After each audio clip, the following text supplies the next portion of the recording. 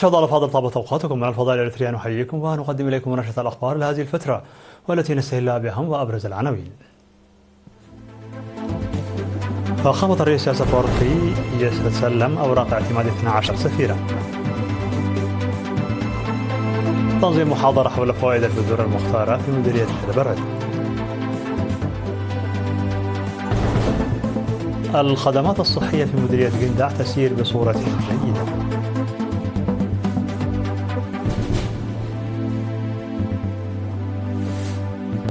ماكرون في الصين لبحث العلاقات التجارية والحرب في أوكرانيا.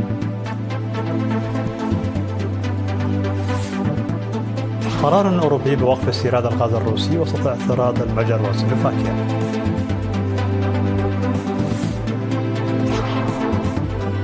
شتاينماير يفتتح فصلا جديدا في العلاقات الألمانية البريطانية.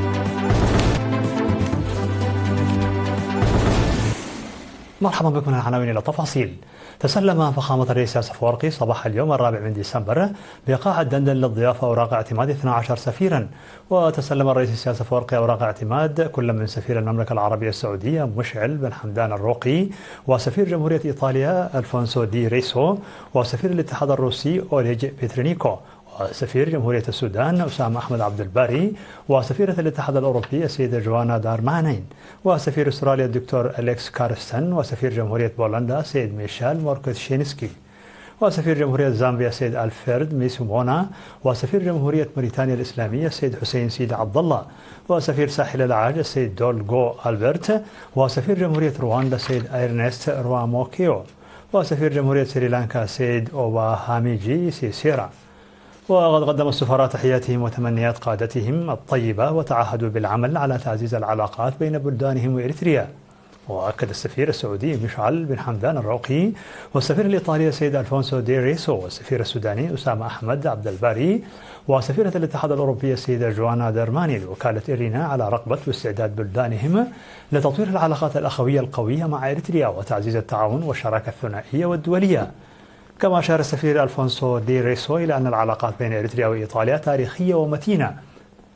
من جانبه نقل السفير أسامة أحمد عبد الباري تحيات وامتنان رئيس مجلس السيادة السوداني الفريق أول عبد الفتاح البرهان للرئيس السياسي الأفورقي متعهدا بأنه سيعمل على تعزيز وتوطيد العلاقات التاريخية بين البلدين في مختلف المجالات.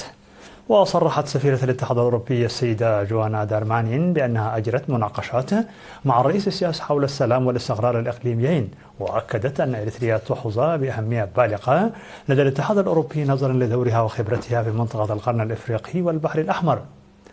هذا وقد قدم السفراء أوراقهم في المراسم التي حضرها وزير الخارجية السيد عثمان صالح، وهم 5 من السفراء الدائمون و7 سفراء غير مقيمين لدى إريتريا.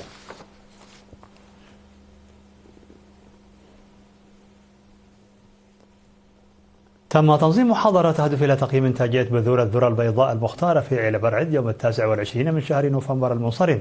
هدف التقييم إلى التعرف على المشاكل وإيجاد الحلول، حيث أن بذور الذرة البيضاء المختارة المسماة سعري والتي تم توزيعها سابقا على 30 مزارعا من قبل مدرسة المزارعين الميدانية لم تؤتي النتائج المرجوة. أوضح مسؤول وحدة البذور السيد تسفى برهان حقوس أن هنالك اهتماما كبيرا بتشجيع المزارعين على العمل معا في مجموعات لمناقشة تحدياتهم وإيجاد الحلول بالتشاور مع الخبراء الزراعيين عند الضرورة.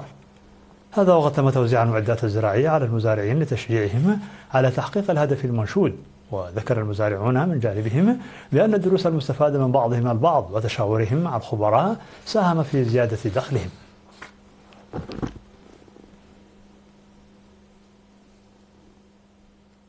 أفاد فرع وزارة الصحة في مديرية قنداع زيادة التغطية الصحية واستخدام المرافق الصحية بفضل الوعي الصحي المتزايد. وأوضح مسؤول الخدمات الصحية الممرض مكنن قمر مدهن بأن معدل التطعيم بين الأطفال وصل إلى 98% والمتابعة قبل الولادة إلى 90%. وأشار إلى أن معدل الولادة في المرافق الصحية وصل إلى 68%، وتجرى حملات توعية مكثفة لزيادته، موضحا الجهود الجارية لضمان قدوم المواطنون إلى المرافق الصحية لتلقي خدمات التطعيم ضد التيتانوس وسرطان عنق الرحم إلى جانب الحملات التطعيمية المنتظمة. وأشار إلى وجود برامج لرش المبيدات للحد من تفشي مرض الملاريا بسبب قذارة أمطار الخريف.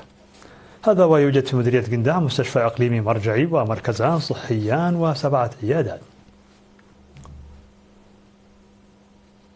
عقدت لجنة تنسيق الاحتفالات في الدول الاسكندنافية اجتماعا لتقييم المهرجان السابع والعشرين المنظم عام 2025 ومناقشة الخطط المستقبلية. وقدم رئيس لجنة تنسيق الاحتفالات في اسكندنافيا سيد ألم تخلي قرقيش في الاجتماع الذي شارك فيه ممثلون للجاليات الإريترية قدم توضيحا عن مسيرة 26 عاما من المهرجانات. وقال أن المهرجان يعد أحد أهم سمات وتعبير الثقافة والهوية، مؤكدا على العمل لإنجاحه لكونه منتدى للوحدة وجسرا للتاريخ. وذكر سكرتيرة اللجنة التنسيقية سيدة زكريا برهي أن الجاليات الإريترية هي كنز التقاليد والهوية الإريترية، مشيرة إلى دورها البارز في حفاوة المهرجان وتعزيز الوحدة الوطنية، مذكرة أن المجلس بضرورة تقييم بناء لأنشطته. من جهة أخرى عقد تنظيم الشباب فرع المملكة المتحدة مؤتمره الرابع في برمنغهام يوم 29 من نوفمبر بحضور ممثلي المجموعات ومسؤولي السفارة الإريترية في المملكة المتحدة وأيرلندا وممثلي تنظيم الشباب في دائرة أوروبا، وكذلك ممثلي المنظمات واللجان الوطنية والاتحادات وغيرها. وأوضح القائد لأعمال السفارة الإريترية سيد صالح عبد الله بأن تنظيم الشباب في بريطانيا يساهم بشكل فعال في كافة أنشطة الجاليات والمهام الوطنية، متمنيا نجاح المؤتمر. وبعد مناقشة المشاركين لتقرير العامين قدمت الجهات القائمة توضيحا تنويريا حول أهداف وأسلوب عمل تنظيم الشباب في أوروبا وأهمية التوعية وتعزيز التأطير. وانتخب المؤتمر لجنة تنفيذية لقيادة الفرع للسنتين المقبلتين. وفي كلمته الختامية دعا مسؤول الشؤون العامة والمجتمعية في المملكة المتحدة وأيرلندا السيد تولي يوهانس دعا التنظيمات الشبابية على الاستمرار في لعب دور طالعي في تنفيذ المهام الوطنية والالتزام بقيم الجبهة الشعبية. في غضون ذلك عقد مسؤول الشؤون العامة والمجتمعية السيد تولي يوهانس سيمينارات عامة في مدن ليفربول وكوفنتري ونوتنغهام في الفترة من 16 وحتى 30 من نوفمبر. وعلى الصعيد نفسه عقدت اللجنة الوطنية في المملكة المتحدة اجتماعا يوم 30 من نوفمبر في نوتنغهام بحضور ممثلي المنظمات والاتحادات والجاليات في برمنغهام وكوفنتري وشيفيلد وليدز ونيوكاسل ومانشستر ونوتنغهام وليستر لخلق فهم مشترك للأنشطة وتعزيز فعالية المهرجان الوطني.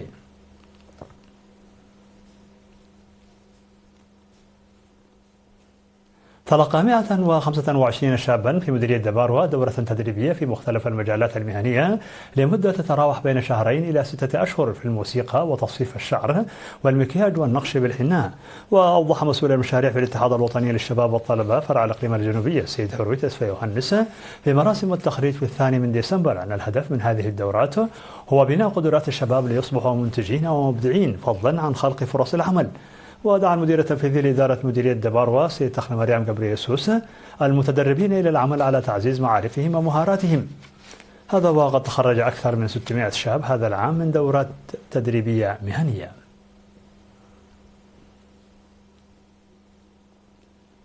عقدت الجمعية الوطنية للمكفوفين في إريتريا لقاء تشاوريا مع أعضائها في مديرية دقم حرة تناول سبل تعزيز الفوائد الاقتصادية وتحسين سبل عيشهم.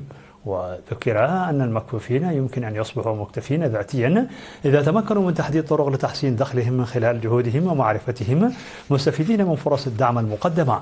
وذكر مدير المشاريع بالجمعية السيد يوناس واليوهانس المكفوفين بضرورة التغلب على تحدياتهم وتجديد الأمل والمشاركة في كافة الأنشطة الاجتماعية بفعالية والعمل على تنمية اقتصادهم برفع الإنتاجية.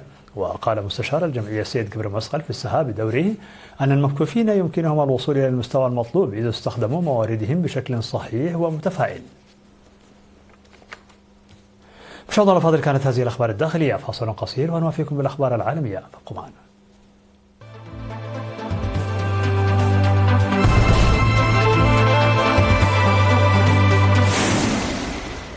مرحبا بكم على الصيد العالمي. حث الرئيس الصيني شي جين بينغ نظيره الفرنسي إيمانويل ماكرون على دعم التعددية القطبية في العالم خلال محادثات بينهما في بكين تناولت ملفات التجارة والحرب في أوكرانيا. ونقلت مصادر إعلامية أن الرئيس الصيني أكد خلال لقائه ماكرون استعداد بكين للعمل مع باريس لتعزيز الحوار والتعاون، مشددا بأن على الصين وفرنسا دعم التعددية القطبية في العالم. وعادة تعني الصين بالتعددية القطبية كسر هيمنة الغربيين والأمريكيين على القضايا السياسية والتجارية في العالم.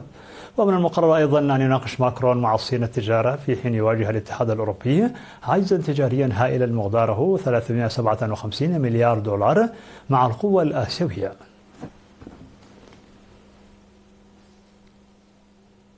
أقر الاتحاد الأوروبي اتفاقا تشريعيا يهدف إلى التوقف التدريجي عن استيراد الغاز الروسي بحلول أواخر 2027 في خطوة تعد تحولا استراتيجيا لإنهاء اعتماد استمر لعقود على الطاقة الواردة من موسكو رغم الطعون القانونية التي تستعد بعض الدول الأعضاء لرفعها. وجاء الاتفاق بعد مفاوضات مطولة بين ممثلي حكومات الاتحاد الأوروبي والبرلمان الأوروبي انتهت إلى اعتماد مقترحات المفوضية الأوروبية التي طرحت في يونيو بهدف وقف شحنات الغاز من أكبر مورد سابق للاتحاد ردا على الحرب الروسية الأوكرانية. وينص الاتفاق على وقف دائم لاستيراد الغاز الروسي مع التخلص التدريجي من النفط الروسي حسب البنود المعتمدة. بدأ الرئيس الألماني فرانك فالتر شتاينماير زيارته التي تستمر 3 أيام إلى بريطانيا بلقاءات رفيع شبيلة العائلة المالكة ورئيس الوزراء البريطاني السير كير ستارمر، إذ شهدت الزيارة مراسم استقبال رسمية في قلعة ويندسور. 3 مباحثات في داونينغ ستريت تناولت ملفات الأمن والتعاون السياسي والاقتصادي بين البلدين. والتقى الرئيس الألماني السير كير ستارمر خارج مقر رئاسة الوزراء البريطانية في اليوم الأول من زيارته الرسمية إلى بريطانيا. ومن جهته وصف شتاينماير أن خروج بريطانيا من الاتحاد الأوروبي تسبب في صعوبات بين بريطانيا وألمانيا. هذا وتهدف مثل هذه الزيارات الرسمية إلى إظهار القوى الناعمة وبناء العلاقات. وستشهد الزيارة التي تستمر 3 أيام مزيج من الاستعراض والسياسة والعلاقات الثقافية. في الخبر الأخير، عقد وزير الخارجية التركي هاكان فيدان اجتماعا ثلاثيا مع نظيريه البلغاري جورج جورجيف والروماني أوهانا توي على هامش اجتماع وزراء خارجية حلف شمال الأطلسي الناتو في بروكسل. وأفادت مصادر دبلوماسية تركية للأناضول أنه تم التأكيد خلال الاجتماع على الأهمية التي توليها الدول الثلاث لأمن البحر الأسود في ظل التطورات الأخيرة. وأردفت المصادر أن الاجتماع أكد على ضرورة احترام حرية الملاحة والقانون الدولي في البحر الأسود وأهمية التنفيذ الدقيق لاتفاقية مونترو بشأن المضايق. وكانت السلطات التركية قد أعلنت أن سفينة تحمل اسم ميدفولغا 2 تعرضت لهجوم بالمياه الدولية في البحر الأسود، فيما كشفت وكالة النقل البحري والنهري الروسية أن السفينة تعرضت لهجوم بطائرة مسيرة ألحق أضرارا طفيفة بالسفينة دون أن تتسرب إليها المياه. في نهاية نشر لكم تذكير بأبرز ما جاء فيها من عناوين. فخامة الرئيس آسف ورقي يتسلم أوراق اعتماد 12 سفيرا. تنظيم محاضرة حول فوائد البذور المختارة في مديرية لبنان. الخدمات الصحية في مديرية جندة تسير بصورة جيدة.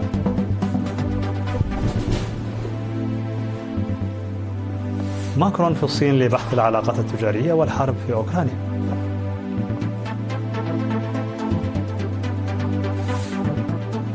قرار أوروبي بوقف استيراد الغاز الروسي وسط اعتراض المجر وسلوفاكيا. وشتاينماير يفتتح فصلا جديدا في العلاقات الألمانية البريطانية.